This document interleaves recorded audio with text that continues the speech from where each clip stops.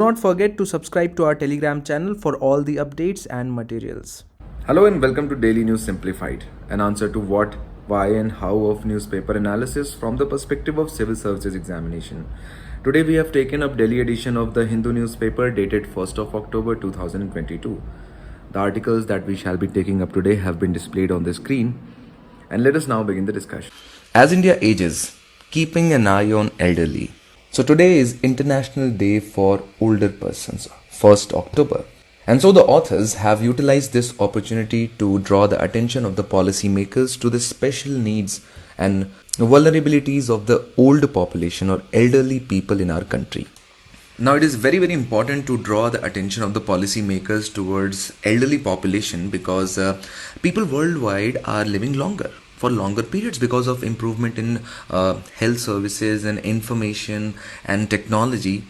The life expectancy across the globe has increased, and so people now are increasingly living longer than 65 years of age. And so today, most people can expect to live into their 60s, 70s, and even beyond, which was simply impossible 50 years ago. And so every country in the world is experiencing a growth in both the size and proportion of older persons in population. So that is one factor. Apart from that, we have to realize that every one of us will get old. And so if we are not able to take care of the old people today, it will be us who will be sacrificed at the altars of the policy making tomorrow. Apart from that, we have to realize that the challenges and the problems or the issues which old population face is quite different from what other people face. And realizing this fact, in GS paper 2 you can clearly see that welfare schemes for vulnerable sections of population by center and states, performance of these schemes, mechanisms, laws, institutions and bodies constituted for the protection and betterment of these vulnerable sections is a part of your syllabus. So for example, you have a lot of vulnerable sections in our society. For example, you have scheduled castes and tribes, you have women, you have children, you have LGBTQ community, then also you have elderly. And not going far back in past, you can see just 15 days ago in Mains 2022, UPSC asked the Rights of Persons with Disabilities Act 2016 remains only a legal document without intense sensitization of government functionaries and citizens regarding disability. Comment. So this was a question which was motivated from one of the vulnerable sections, and hence it is important for us to cover elderlies from the perspective of their challenges, way forward, the schemes to cater to them. Let us now begin the discussion. So when we look at the overall composition of elderly people in the global context, around 16% of the world population by 2050 is expected to be made up of people over 65 years.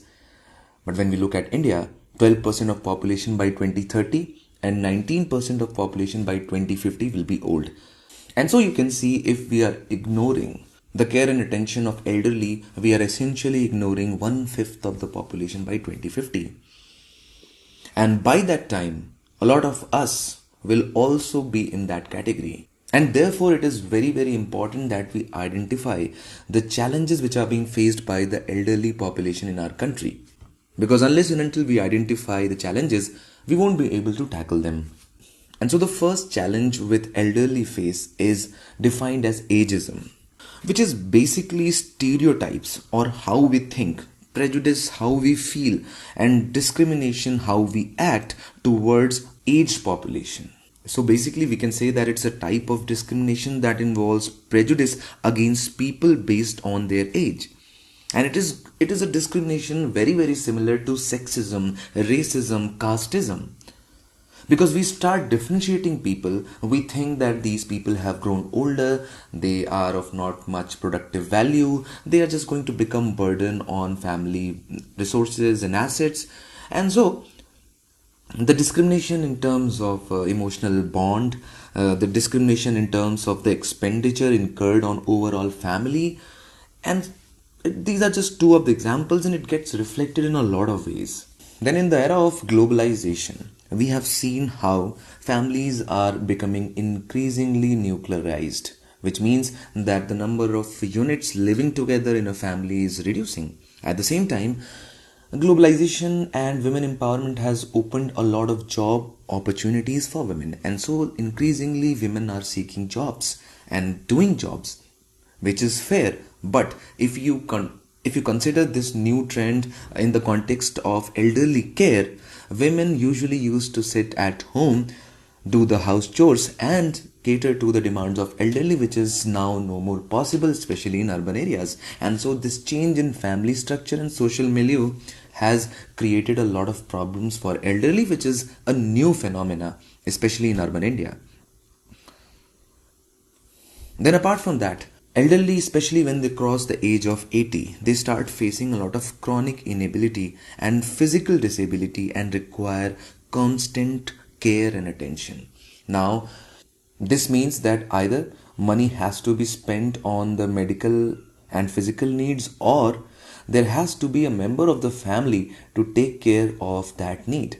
But we have seen that increasingly these two factors, spending of money because of ageism, all adult members working, has reduced the possibility of care for the elderly. And so if the elderly people do not have their own social security, for example, their own pension, their own assets, it becomes increasingly difficult for them.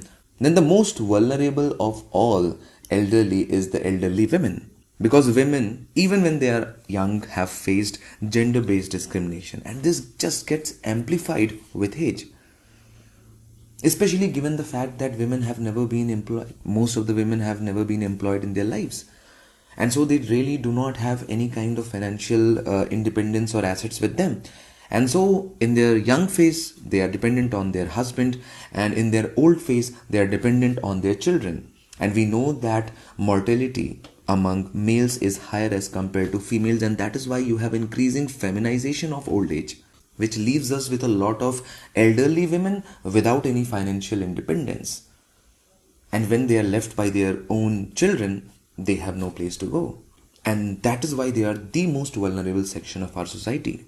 Then, of course, as we have discussed, in India especially, lack of access to pension and economic security is very low, simply because a very less amount of people are working in formal and organized sector. In fact, majority of people are working in informal and inorganized or unorganized sector, which basically leaves them devoid of any kind of social security after completing their services or jobs.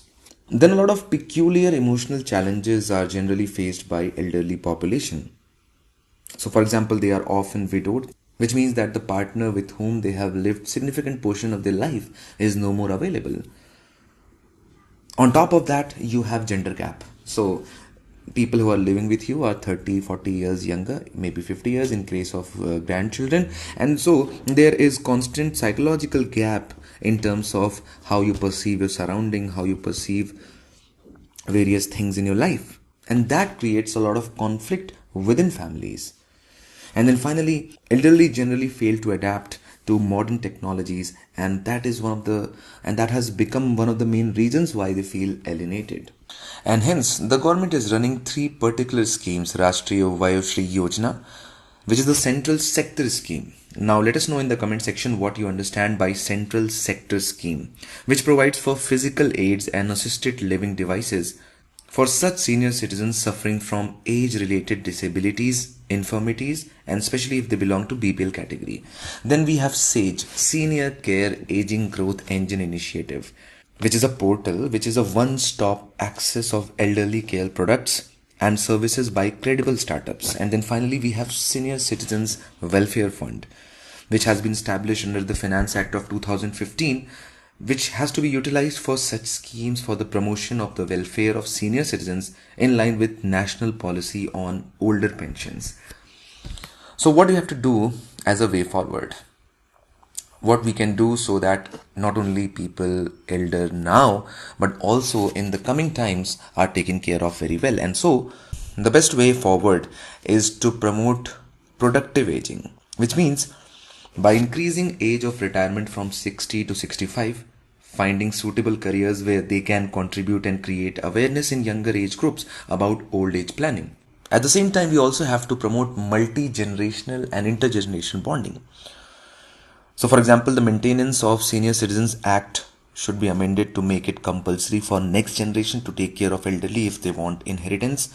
At the same time, we also have to think about economic security and pension by providing senior friendly tax structures, promoting and expanding the existing pension program, and development of the concept of silver economy, which focuses on developing financial products for the old age needs.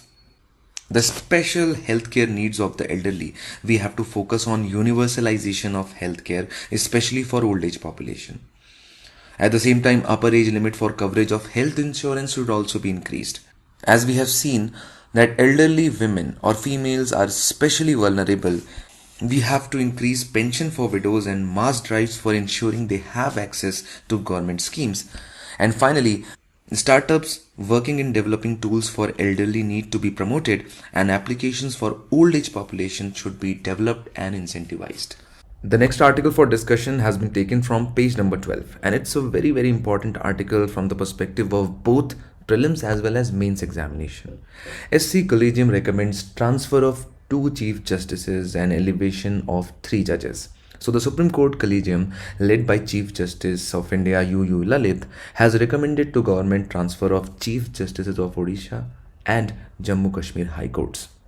Now if you look into the syllabus of GS paper 2, structure, organization and functioning of executive and judiciary is a part of your syllabus. And one of the important ways through which an organization can function efficiently is the way appointments are made. And especially in case of judiciary, the way people are appointed is crucial for determining the independence of judiciary. And so in this regard, we are going to understand the constitutional provision, the genesis of 3 judges case which lies in Keshwan Bharti case, what challenges collegium system faces, and what is the way forward. Let us now begin the discussion. Now, whenever we talk about judicial and higher judicial appointments or appointment to these constitutional posts, why are we so worried about these appointments? Now, we are worried about these appointments because the way these judges are appointed decides the independence of the judiciary.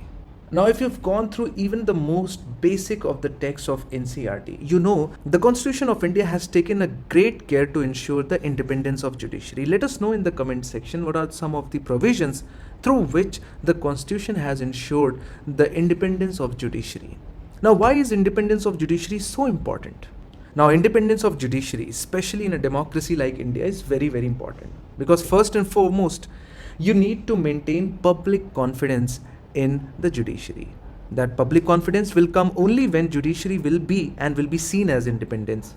Then, if you want to uphold rule of law, you have to be independent because more often than not, threats to rule of law come from government.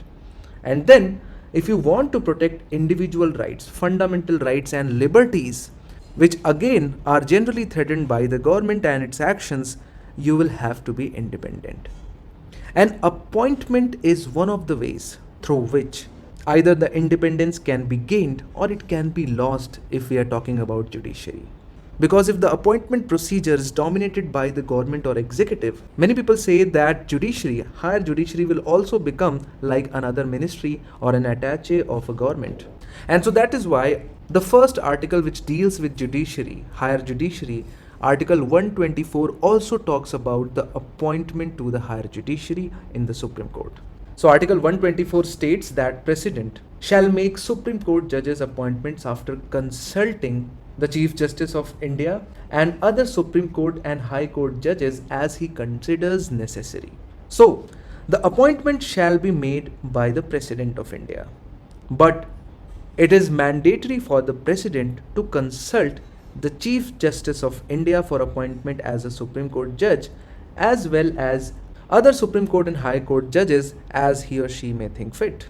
Similarly, for the appointment to the High Court, the appointment is again made by President, but in this case, the consultation is done or is mandatory as far as Chief Justice of India is concerned, but then you will have Governor and Chief Justice of High Court concerned. So now you can see that the Constitution has clearly given the power to the President as far as appointment is concerned. But President has to consult Chief Justice of India. So what does this consultation means? And how far the consultation done with the Chief Justice of India is mandatory for the President or the government is what has led to a lot of legal debate. Because Article 74 says that President of India shall act on aid and advice of Council of Ministers. It will be unconstitutional for the President to not act on aid and advice of Council of Ministers. But Article 124 says that the Supreme Court judges will be appointed by the President after consultation with Chief Justice of India. And so here is what you have, the genesis of a problem of appointment to the higher judiciary. So now everyone can see that the collegium system through which the higher judiciary is appointed is nowhere mentioned in the Constitution of India. And so the aspirants, especially those who are in their initial phases of preparation, are often confused as to where this collegium system has come into play. And for that, we will have to go into the history a little bit. I will just take 3 to 4 minutes to explain that. And the genesis of collegium system can be traced back to Keshwanand Bharti case, which was a landmark judgment which was given by a very narrow margin of 7:6, where the Supreme Court delivered its historic verdict which established the doctrine of basic structure to the Constitution of India, which basically means principles and values that cannot be altered by any act of legislature or executive. So of course the verdict was not well received by the government of the day, headed by Indira Gandhi, which viewed it as curtailing the power of the parliament and the government. And so of course there was bound to be a retaliation. And so what followed was a series of unprecedented events. On April 26, 1973, one of the judges who dissented in the Keshwanand Bharti case, Justice A.N. Ray, the person who was against the basic structure doctrine, was promoted to the position of Chief Justice of India. But he was not the senior most judge, because so far the tradition was that the senior most judge of the Supreme Court will automatically become the Chief Justice of India. So his elevation was made possible by superseding 3 more senior judges, all those 3 judges who were in the favor of basic structure of the Constitution. This was a blatant attack on judicial independence by the executive. And so from there, what took off as a legal battle has culminated into 3 judges' case. And these 3 judges' cases have subsequently restored the independence of the judiciary as far as appointment process is concerned. We will of course reflect upon the demerits of collegium system, but let's just quickly go through the 3 judges' cases. Before the 3 judges' case, in 1974, Shamsher Singh versus State of Punjab, Supreme Court held that approval of Chief Justice of India is must in appointing judges of High Court and Supreme Court. Then in 1981, first judge's case or SP Gupta case, Supreme Court ruled that the recommendation made by CJI to the President can be refused for cogent reasons, thereby giving greater say to executive. So now you can see it's all about the interpretation of the consultation. So in 1974, Supreme Court says that consultation means mandatory obligation. In 1981, Supreme Court says that consultation is not binding. Then in 1993, in second judge's case, the Supreme Court held that Chief Justice of India only need to consult 2 senior most judges over judicial appointments and transfers. However, an objection raised by executive on appointment, collegium may or may not change their recommendation, which is binding on executive. So now you can see that consultation in second judge's case is now starting to mean boundation. Of course, there is a scope of reconsideration, but after reconsidering, if collegium says the same thing, recommends the same name, executive has to follow it. Then in 1998, under third judge's judgment, the Supreme Court ruled that CJI should consult with 4 senior most Supreme Court judges to form his opinion on judicial appointments and transfers. The recommendation of the Chief Justice of India would be binding on the executive. So the genesis of collegium system can be traced to the second judge's cases, which interpreted the word consultation as concurrence, which was then restated by the third judge's cases. Of course, there were some changes which were made in the way the Chief Justice of India is going to consult the senior most judges, but overall, it has restored the same thing. Now, this became a big problem for the government and the executive, because now they lost almost all the say in the appointment to the higher judiciary. And so to undo that, they came up with National Judicial Appointment Commission and the constitutional amendment, which has again been rejected by the Supreme Court. And so right now the procedure is the same as given in the third judge's case and memorandum of procedure, which was signed a few years ago. So as the things stand today, all the appointments to higher judiciary are being done by a collegium of higher judiciary judges. And there is a lot of problem in that. The problem is just not limited to the constitutionality of the provision, but it also deals with merit, corruption, and nepotism as well. Constitutionality because when the Constituent Assembly debates were going on, the Assembly deliberately rejected the proposal to vest the Chief Justice with the veto power over appointments. And so something which was debated in the Constitutional Assembly and was rejected, how can it later on become the part of our legal system? Then the next set of problem comes from Article 74, as I have alluded initially. Because Article 74 demands the President to act on aid and advice of Council of Ministers. Article 124 says that President is going to consult Chief Justice of India. The collegian system demands the concurrence of the President with or without aid and advice of Council of Ministers. And so this goes against the basic structure, which is the parliamentary democracy, which requires the President to act only and only on aid and advice of Council of Ministers. Now, Council of Ministers may advise against the consultation of CJI, but that doesn't matter. And so according to 214th Law Commission of India, collegium is a clear violation of Article 74. Then comes the issue of undemocratic nature of the collegium system itself. Because of the way collegium system has operated in past 20 years, it has been very non-transparent and closed to outsiders. And no system of checks and balances have existed, which are an essential part of democracy, and especially for appointments to higher judiciary. Of course, since last 2-3 years, Supreme Court has opened up its collegium system a little bit, but not to the extent which is expected of an institution of such a high dignity. Then there have been numerous cases where people with better qualification and better track records have been sidelined to make way for someone less qualified due to seniority. And so there is a case of ruling over of merit over seniority. Then finally, you have Uncle Judges syndrome. Now these are not my words, but used by Law Commission in its 230th report, which said that nepotism, corruption and personal patronage is prevalent in functioning of the collegium system. Recently, Justice R.M. Lodha made a comment where he said every third High Court judge is an uncle. It is found that within the High Court, relatives are practicing law at the same place. Most of the judges and advocates have blood relation between them. And this is a very serious issue as far as the independence of higher judiciary is concerned. But it's not like higher judiciary has not taken any step. Supreme Court has made way for proceedings of collegium system to be kept in public domain. And this was very correct move and very welcome move. It was an obligation and a moral obligation on higher judiciary to do so. Especially after it struck down the NJAC judgment, it basically became incumbent upon the higher judiciary to do so. Then of course the proactive disclosure by judiciary is in sync with the Right to Information Act as well. Now as far as openness as a value of GS paper 4 is concerned, it not only means openness in the functioning of the executive arm of the state, but also in the judicial apparatus, including judicial appointments and transfers. And finally, the right to know of the citizens. The step strengthens democratic process and fundamental rights of freedom of speech as the right to know as an inherent part of the Constitution, which the secretive collegium system directly violates. So these are the steps which the judiciary has taken, which is very welcome. But now what can be the future course of action?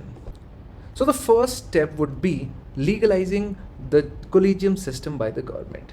Law Commission has already recommended that Parliament should pass a law. Now this law should not be exactly the same as the collegium system being followed. It should have an element of transparency, but at the same time, it should ensure primacy of the judiciary in the judicial appointment. Then this new system should ensure independence, accommodate the federal concept of diversity, demonstrate professional competence and integrity. It should also have strict criteria for appointment as a judge of higher judiciary. Eligibility criteria to judge the performance and suitability must be formulated objectively and must be made public. So these are some of the recommendations which will go a long way in ensuring that not only the judiciary is independent, but also the continuous struggle which is going on between judiciary and executive can be put to an end. Let us now move on to the next article. Next article has been sourced from National Page. US sanctions Indian petrochemical company for Iran oil purchases. So in a first such move against oil shipments to India, The US Treasury Department announced it had imposed sanctions against a Mumbai-based petrochemical company among several entities accused of selling Iranian petroleum products. Now, if you look at the syllabus of GS Paper 2, effect of policies and politics of developed and developing countries on India's interests is a part of your syllabus.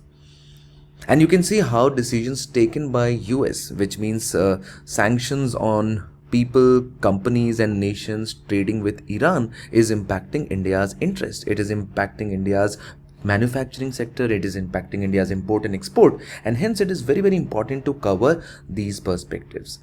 But this is just one of the components of overall dimension or multidimensional relation which India shares with USA. Now, before going into convergences and divergences between India and US relation, it's always a good idea to look into some very little and brief background of India-US relations. India and US have not always this close, especially during the time of Cold War era. But India-US relations saw ascendance of relationship in 21st century, which was crystallized by 2008 Nuclear Civil Agreement, which was signed between Indian Prime Minister Manmohan Singh and US President George W. Bush, under which India agreed to separate its civil and military nuclear facilities to place all its civil nuclear facilities under International Atomic Energy Agency safeguards, and in exchange, USA agreed to work toward full civil nuclear cooperation with India. That was a watershed moment. That was the first time US had given waiver or exemptions to any particular country which was not a part of Nuclear Suppliers Group, which is an export control cartel that had been formed mainly in response to India's first nuclear test in 1974. Then in the background, India was already conducting LPG reforms, liberalization, privatization and globalization, which was aligning India's economy more closely with that of capitalist form of system, which is what US likes very much. In the same period of time, we have seen ascendance or rise of China. The rise of China is not something which is of concern only for India, but has challenged the single global superpower status of US, and that in the background has brought India and USA close a lot. And then finally, we have seen increasing number of influential people belonging to Indian origin or Indian diaspora community rising up to the top levels, especially in US corporate. And all these factors working in background have ensured gradual but steady convergence between India and US relations.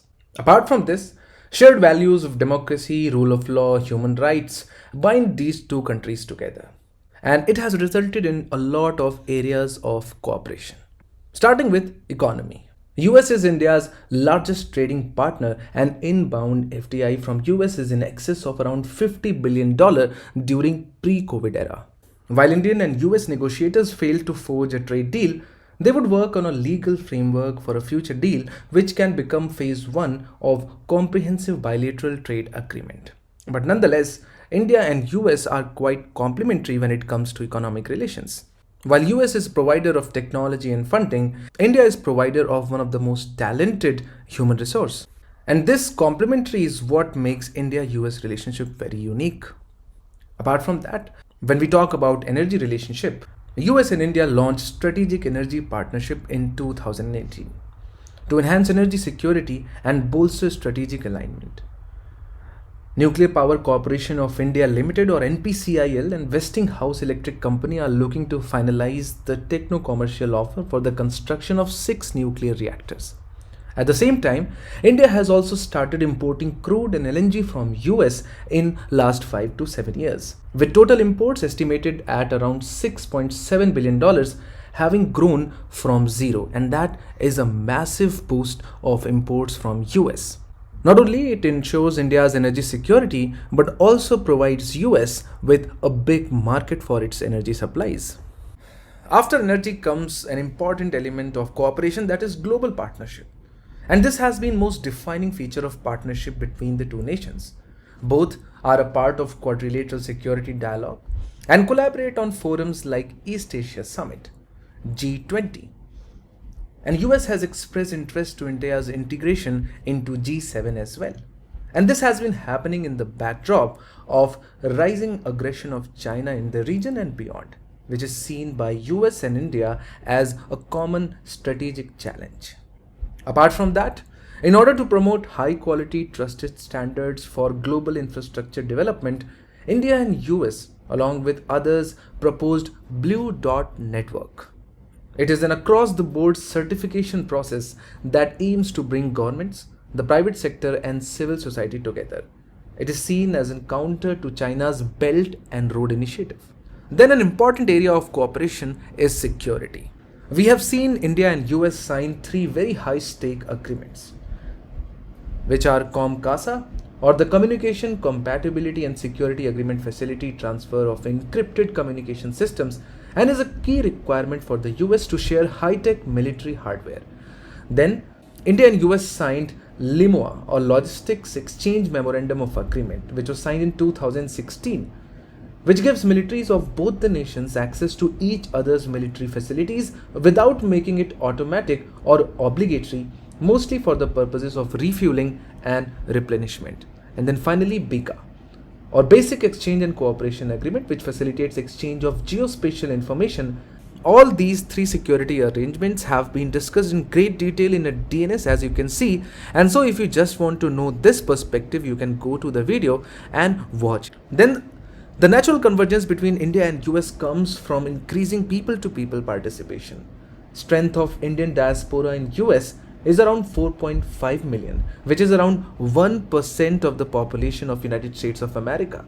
Indian diaspora is a source of agent of soft power in US and an effective public diplomacy tool which is acknowledged for its work ethos, discipline, non-interference and peaceful living with the locals. Apart from that, as we have discussed, Indians have risen up to the top post in one of the biggest corporate sector in US, and that is also affecting US policies towards India. And then finally, collaboration in the fields of science and tech cannot be ignored. What has not been written is university to university cooperation, which is one of the most solid bonds which we have created over past 5 decades. But apart from that, the collaboration is also materializing in between our best institutions. For example, NASA and ISRO are collaborating in space missions for carrying out joint missions. For example, the world's first dual frequency synthetic aperture satellite was supposed to be launched in 2022. We'll see it any day. Then in terms of COVID-19 as well, India and US have collaborated to ensure vaccine supply to poor nations across the world. But as we have clearly seen over past 2 to 3 years, despite n number of convergences, India and US are not confidently moving towards each other decisively.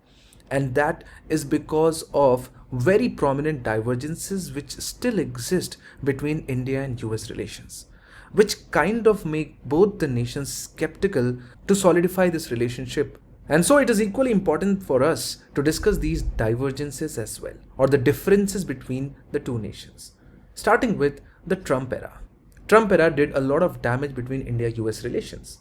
Starting with the trade transactionalism of USA during Trump, which was manifested in a lot of policies, but especially removal of India from its list of developing countries and taking off India from the list of beneficiary developing countries under a scheme of generalized system of preferences. Now, under the generalized system of preferences, US provides non-reciprocal duty-free treatment for certain countries for their imports into US. Since India had been beneficiary of this program, a lot of categories of goods into the US market did not attract any import duty. But as soon as India was removed from GSP, India was put on the same pedestal as developed countries, attracting equal amount of import duty, which has hurt India's exports to US by a great margin. Then, the changes into US immigration procedure done by Mr. Donald Trump also had a lot of impact on Indians. US ramped up its H-1B denials under the executive order of Buy American and Hire American. H-4 visa have also been issued at a much lower rate since then, which has impacted the number of Indians immigrating into US every year. Then an important aspect of divergence or differences is the tariff war which India and US have been playing in past 3 to 4 years. Since 2018, both countries were engaged in tariff wars. For example, in 2018, US imposed additional tariff of 25% on steel and 10% on aluminum imports from various countries including India. India's refusal to remove the 20% tariff on ICT products caused the trade deal between India and US to delay, which still remains pending. Then, similar to tariff war is the issues related to World Trade Organization or WTO. India and USA are involved in WTO disputes on issues like capping of prices of medical devices by India, which US does not like, and greater Indian market access for American agriculture and dairy products, which India is not allowing. Because of which, there is a considerable difference between the two nations, especially in matters related to trade and commerce. Then comes the issue of intellectual property rights. India has been on US's priority watch list, which identifies countries posing challenges to American intellectual property rights.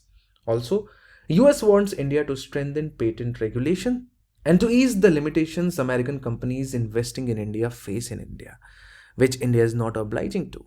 And last but not the least, American policy toward Pakistan, Iran, Russia, and its withdrawal from Afghanistan have had considerable divergences between India and US. When it comes to Pakistan, US President said US relationship with Pakistan is a very good one. And in 2019, US decided to resume international military education and training program that had been central pillar of US-Pakistan military cooperation for years. When it comes to Iran, USA has put unilateral curbs on Iranian imports into India through CAATSA. That has impinged India's relation with Iran. Similar is the case with Russia.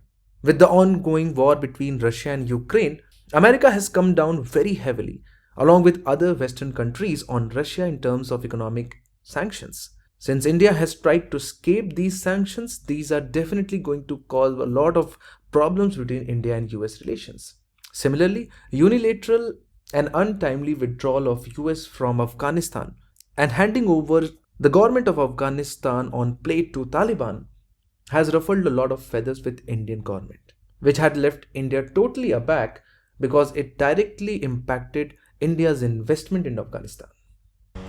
The last discussion for today, UPSPA extended in Nagaland, Arunachal. So the Ministry of Home Affairs has extended the UPSPA in parts of Arunachal Pradesh and Nagaland for another 6 months. Ministry said in a notification that Tirap, Changlang and Longding districts in Arunachal Pradesh and the areas falling within the jurisdiction of Namsai and Mahadevpur police stations in Namsai district along the Assam border are declared as disturbed area under Section 3 of UPSPA 1958 for a period of 6 months starting today. Now, when we talk about UPSPA, it's a very serious matter not only for the country but also from the perspective of civil services examination. UPSPA, which confers special powers upon the Indian Army in disturbed areas and legitimizes basically any actions they might take in disturbed areas. The law, however, has been misinterpreted by many, and there are calls for revocation of the UPSPA, whether it is warranted, misplaced, or whether it is totally unnecessary. There is hardly any law in the Indian statutory provisions. There is hardly any other law in India's history which has been as debated as UPSPA. Not just that, from the perspective of mains examination, this is very, very important topic. Because first and foremost, UPSPA is deployed in areas where there is an issue with the public order, where there is already high level of extremism or insurgency. And so if you look at the GS paper 3 syllabus, it gets fit into all the lines of the syllabus. We talk about challenges to internal security, when we talk about security challenges and their management in border areas, when we talk about linkages between development and spread of extremism, it is applicable everywhere. And from the perspective of civil services examination, first we have to understand the provisions of UPSPA. Why is it needed? Why are there so many protests against UPSPA for the revocation of UPSPA? And finally, is there something we can do about and maintain a right balance so that UPSPA is used in the way it was first envisaged to be? So whenever you have a recollection of UPSPA over the years, you recall several voices of protest. There was this 11-year-long fast by Ram Shamila, the Manipur activist, demanding a repeal of the law. Even before that, in 2004, various civil society groups in Manipur launched an intense agitation after the death of Manorma Devi, a civilian who died in the custody of Assam Rifles. In 2005, following her death, the Union Home Minister visited Manipur and instituted a commission under Justice Jeevan Reddy, which also asked for the modification or repeal of AFSPA. And so similarly, there have been a lot of committees and the recommendations, and various state governments from time to time have demanded the repeal of AFSPA, or at least modification in the way it functions. And even before we delve into the provisions, it is necessary to examine the context in which AFSPA is used. During exceptional situations of internal disturbance in India, the Indian Army is called in to quell the potential and actual violence. Now, in such a context, the Army is given extraordinary powers under the Armed Forces Special Powers Act. Now, the armed forces generally cannot be deployed against Indian citizens unless a local government or central government asks the Army to intervene in a situation that the government is unable to handle. In short, the Army is called in only after the local police action has failed and insurgents have gained an upper hand. The danger in such a situation is that it is possible for insurgents to take over and make a state secede from the Union. This obviously is unacceptable, and so in such situations a need was felt to create an act which would have certain different powers as envisaged in various criminal procedure codes and in the Constitution of India. And that is how AFSPA, or Armed Forces Special Powers Act, came into existence. So it was enacted in 1958. That was the first time it was enacted, which grants, as we have discussed, extraordinary powers and immunity to armed forces to bring back order in disturbed areas. We will understand what this means.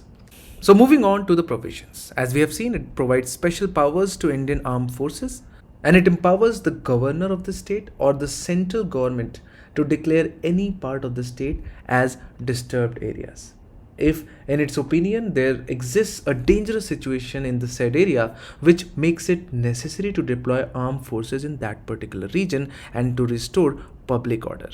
Now, when state governor calls for army intervention, that seems okay, but how can central government instruct army to be deployed in a particular state? And that power comes from Article 355.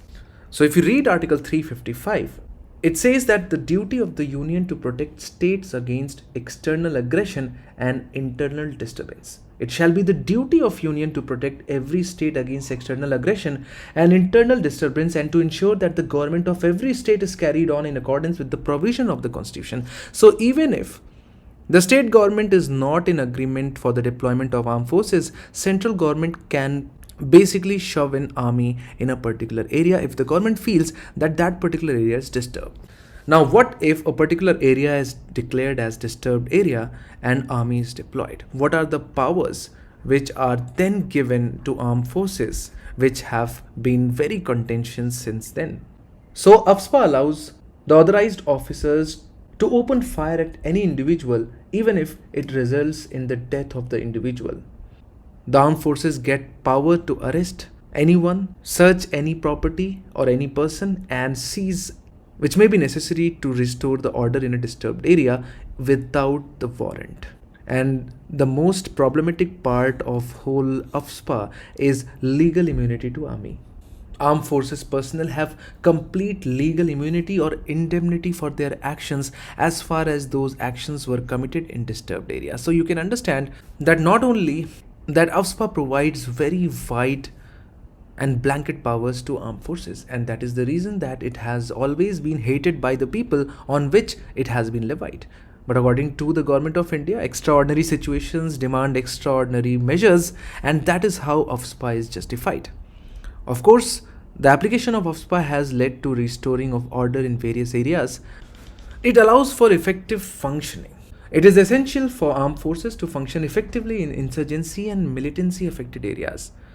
But the laws which exist normally in a particular area in normal situations might hinder in the way they function against terrorist organizations, against insurgents. And to empower armed forces to make them feel confident, it is important to enshrine them with such powers. At the end of the day, we have to ensure security of nation, and hence provisions of this act have played a crucial role in maintaining law and order in disturbed areas, thus protecting sovereignty and security of the nation. And then finally, we need to protect the members of armed forces. It is crucial to empower members of armed forces who constantly face threat to their lives at the hands of insurgents and militants. Its withdrawal would result in poor morale. Apart from that, you have to remember one thing, that extraordinary powers are also necessary as the armed forces face asymmetric warfare involving raids, ambushes, mines and explosive devices, even sabotage. And so it is important to empower them with such powers. But that absolutely does not mean that UPSPA has not been misused. In fact, there have been documented abuse of power. It has been alleged that immunity granted by the Act has led the armed forces to misuse the powers and commit offences like enforced disappearances, fake encounters, and sexual assault.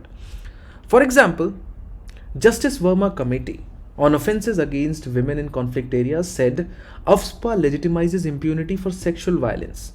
Justice Santosh Hegde Committee to investigate fake encounters in Manipur described it as a symbol of oppression, and Justice Jeevan Reddy Committee recommended removal of absolute immunity under UPSPA. Then, of course, it is a threat to fundamental rights, especially when it perpetuates in a particular area for 50 years. It leads to suspension of fundamental rights and liberties guaranteed to the citizens by the Constitution, and hence weakens democracy. Human rights violations in UPSPA areas are not inquired into and followed by adequate action. Thus, it is against the principle of natural justice, because of which the credibility of Indian democracy is diminished. There are certain areas where insurgency and terrorism got bolstered as a result of UPSPA, because people's disillusionment with the democratic setup is exploited by secessionists and terror sympathizers, which leads to more violence and more counter-violence, creating a vicious cycle. Then, according to some of the people, it has proven to be ineffective. Critics argue that this act has failed in its objective of restoring normalcy in disturbed areas, although being in existence for about 50 years. And then finally, the areas which might be declared by the government as disturbed areas is beyond the judicial review, which in essence violates the basic structure to the Constitution of India. So what exactly can we do going forward? And there are 4 sets of measures which can be taken. Adherence to human rights. It needs to be emphasized that human rights compliance and operational effectiveness are not constraining requirements. In fact, adherence to human rights norms and principles strengthens the counter-insurgency capability of force. At the same time, we need robust safeguards. For example, every death caused by armed forces in a disturbed area, be it of a common person or a criminal, should be thoroughly inquired into. Then we need to remove ambiguity in the law. The terms like disturbed, dangerous, and land forces need to be clearly defined to ensure greater clarity. And finally, we need to ensure transparency. Greater transparency in communicating the status of existing cases to include its display on the Army and government's website. Proactive feedback to petitioners on actions taken by government in past human rights cases are some of the reforms which we can bring about to break this vicious cycle of counter-terrorist activity, fueling insurgency, and then again emboldening the state's response. So this topic is fairly important from the perspective of prelims examination, but there the focus would be limited only on provisions, while from the perspective of mains examination the focus would be on merits and demerits and way forward for UPSPA. Let's now move on to the next article.